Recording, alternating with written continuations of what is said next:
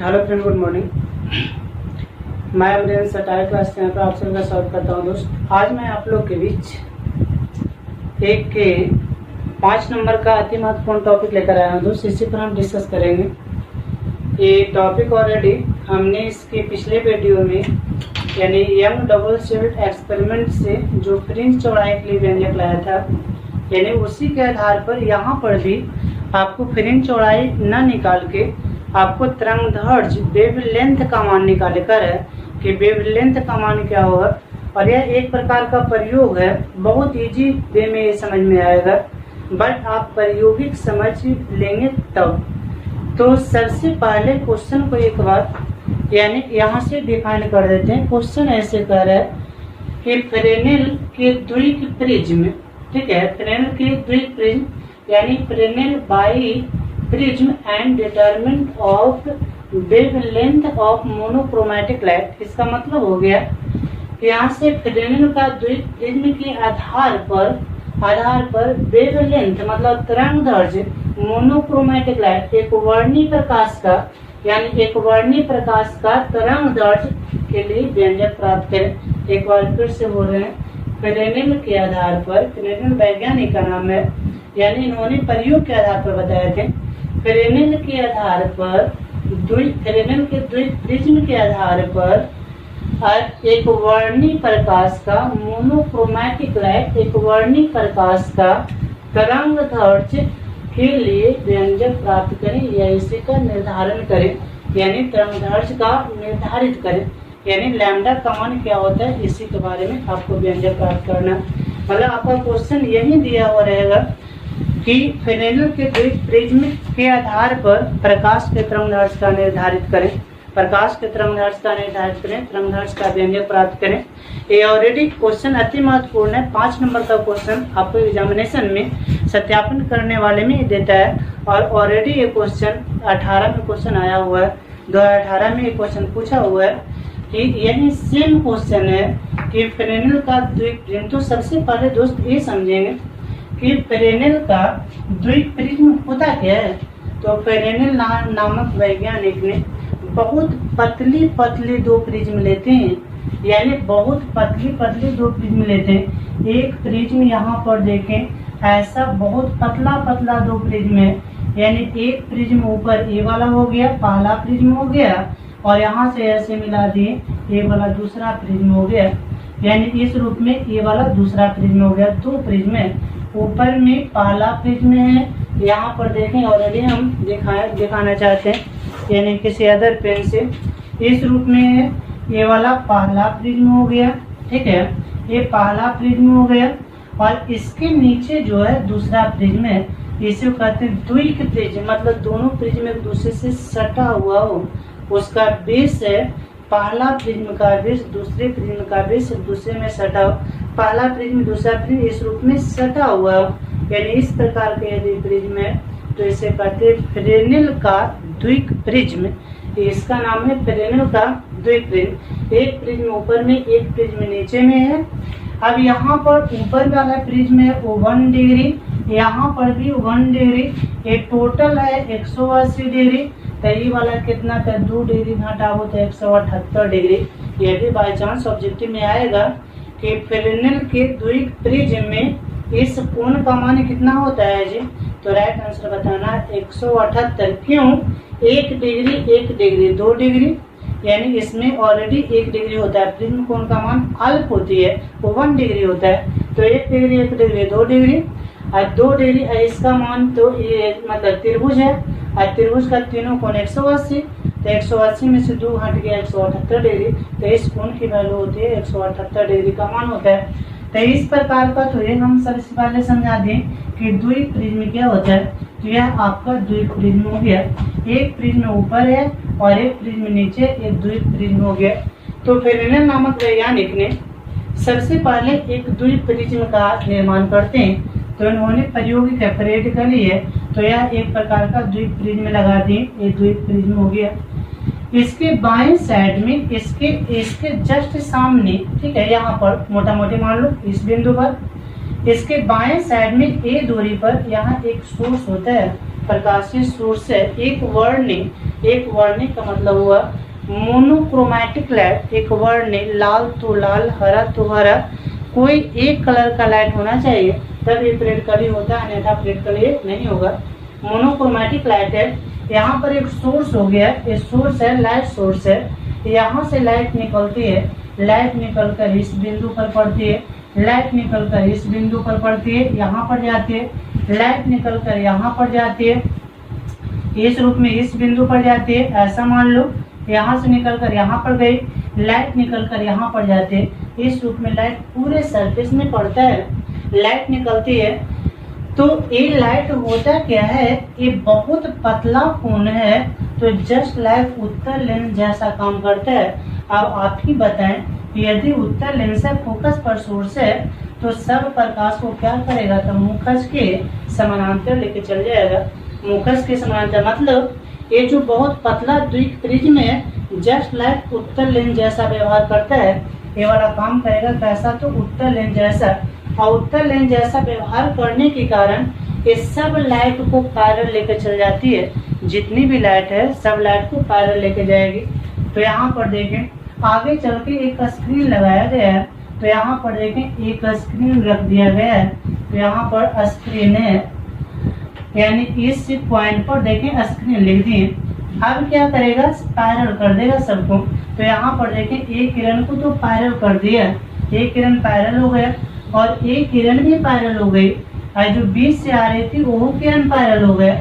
लेकिन हुआ क्या कि जो किरण ए है, तो जैसे ही सरफेस पर पड़ते, ये तो लगभग प्लेन है, समतल, तो पैरेलल कर दिया, ये ज्यादा यहाँ मोटा है, तो ये किरणों को झुका दिया, और यहाँ पर देखिए झुका करके थीटा कोण से मोड़कर एक किरणों को नीचे की ओर लेके आ जाता है।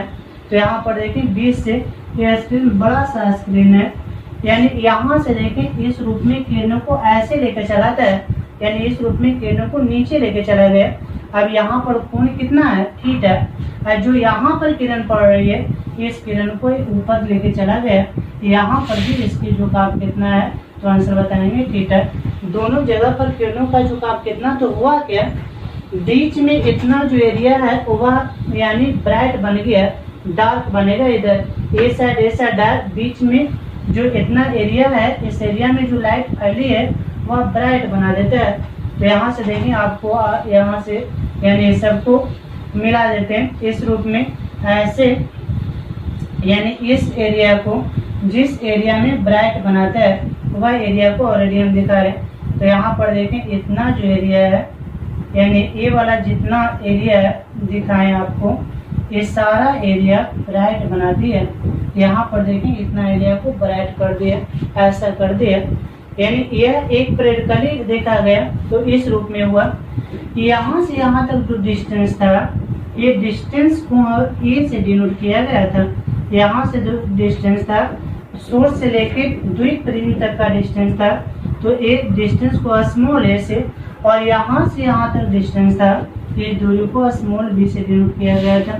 तो ये दूरी क्या है, स्मॉल बी से हो गया, स्मॉल ए स्मॉल बी से डिनोट किया। अब जब इसको डॉट से पीछे की ओर लाया गया, प्रकाशीय सोर्स को, इस सोर्स को डॉट से पीछे की ओर लाया गया और इसको भी पीछे की ओर जब बढ़ाया गया, तो ऐसा प्रतीत हुआ ये दोनों इस बिंदु पर कट गए। इस सोर्स को जब पीछे की ओर इसको जब ले गया इस रूप में, और इसको भी डॉट से पीछे की ओर लाया गया, तो यह इस बिंदु पर कट गया। तो ए वाला सोर्स S1 हो गया और ए वाला सोर्स S2 हो गया। और ये जो दोनों का बीच का जो डिस्टेंस है, ये डिस्टेंस को ऑलरेडी हमने पढ़ चुका है पहले ही, और सी से डिनोट करते हैं तो स्मॉल डी से डिनोट किया जाता है। तो इसको डिनोट कर दिया किस से, स्मॉल डी से, S1 हो गया, ये S2 हो गया। तो ऐसा फील और प्रतीत होता है कि ये लाइट S1 और S2 से आती हुई प्रतीत होती है, S1 और S2 से आती हुई प्रतीत होती है, और वहीं दूरी को स्मॉल डी से डिनोट कर दिया गया। तो सबसे पहले एक द्विक प्रिज्म लेते हैं। द्विक प्रिज्म किसे कहते हैं, इस बात को समझो पहले। तो द्विक प्रिज्म में बहुत पतला दो प्रिज्म होता है, इस रूप में पतला प्रिज्म ऊपर में और एक पतला प्रिज्म और नीचे में, यानी इस दोनों प्रिज्म को आपस में जोड़ देते हैं, तो ये जो निर्माण होता है इस प्रिज्म का नाम होता है द्विक प्रिज्म। ऐसे ही कहते हैं द्विप्रिज्म। तो एक द्विप्रिज्म हुआ, यहाँ पर देखें इस रूप में पर्दे पर प्राप्त हो जाता है, यानी डार्क मतलब यहाँ वो ABCD सब नाम भी दे सकता है, यानी ये ऑप्टिकल सेंटर है वो हो गया। तो इस रूप में ये पूरा प्रयोगिक है। आप देखें आप लोग पढ़े हैं यंग डबल स्लिट एक्सपेरिमेंट से आपने सीखा था, यहाँ से देखें शॉर्ट में लिख देते हैं, यानी आपने सीखे यंग डबल स्लिट एक्सपेरिमेंट से, यंग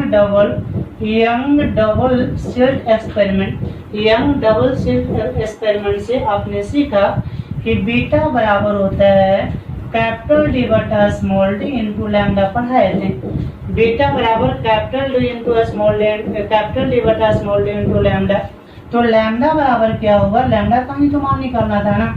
तो लैम्डा बराबर क्या होगा, लैम्डा बराबर अपोजिट गुना स्मॉल डी बटा कैपिटल डी इंटू बीटा। जैसे इक्वेशन 1 मान लेते हैं, इससे इसमें गुना ए वाला ऑलरेडी नीचे आएगा, तो स्मॉल डी बटा कैपिटल डी इंटू बीटा, ये इक्वेशन 1 मान ली इसको। अब यहाँ क्या करना है इस बात को समझें।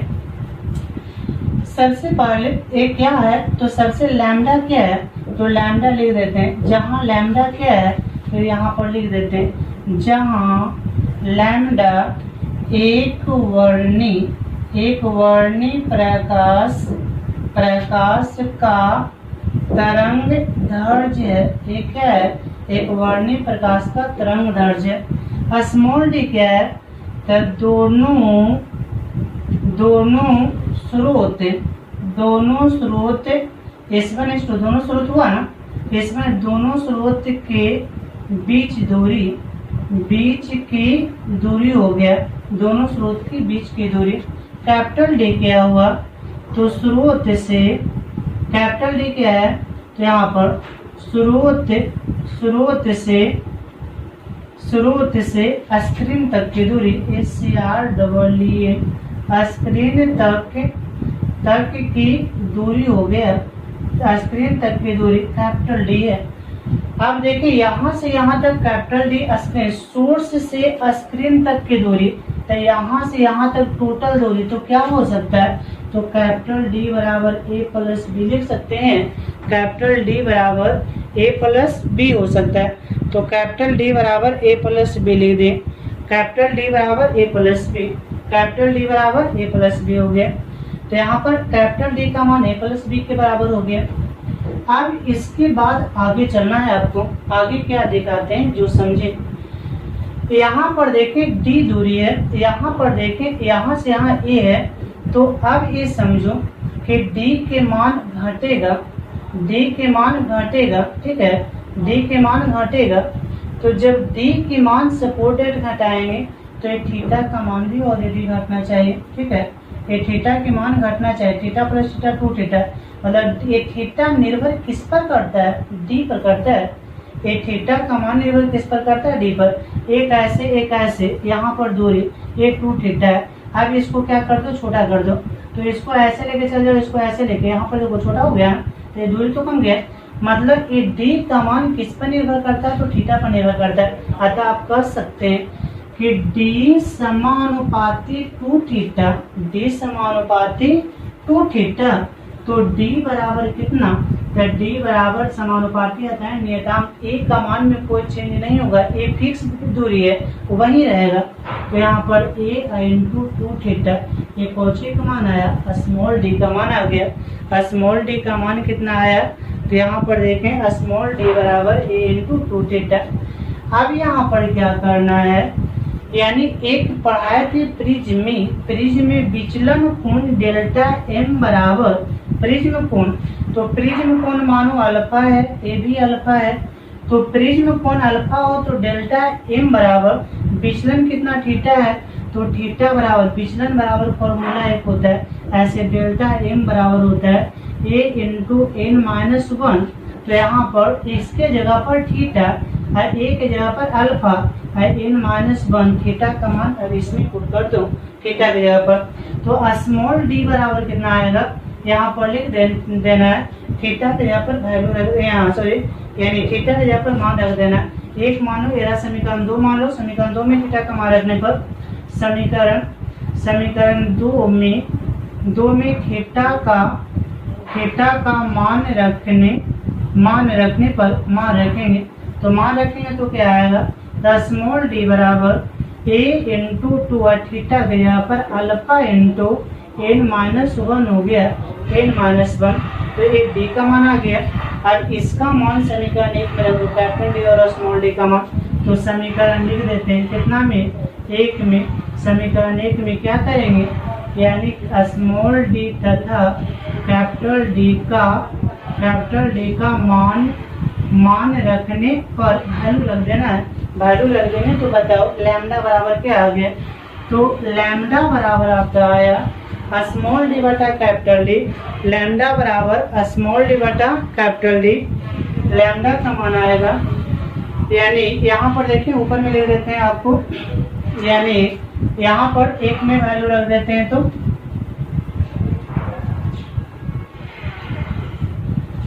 मान रखने पर यहाँ से आप ध्यान देंगे ऊपर में से लिखते हैं फिर से, तो यहाँ पर देखें आपका आ गया क्या, तो लैम्डा बराबर लैम्डा स्मॉल डी था, स्मॉल डी बटा कैपिटल डी इंटू बीटा ही था ना, तो लैम्डा बराबर स्मॉल डी के लिए आपको कितना है, तो small d a to alpha n-1 बटा डी के लिए आपको कितना है, a प्लस बी, तो a प्लस बी कितना हो गया, इतना इंटू क्या बीटा हो गया, मतलब लैम्डा बराबर आपका रिजल्ट कितना आया, तो लैम्डा बराबर यहाँ पर 2a अल्फा n-1 बटा a प्लस बी इतना इंटू बीटा, इसे मान लेना। समीकरण 1 2 तो माने थे, इसको 3 मान लो, समीकरण क्या आ गया, समीकरण कितना, 3 ही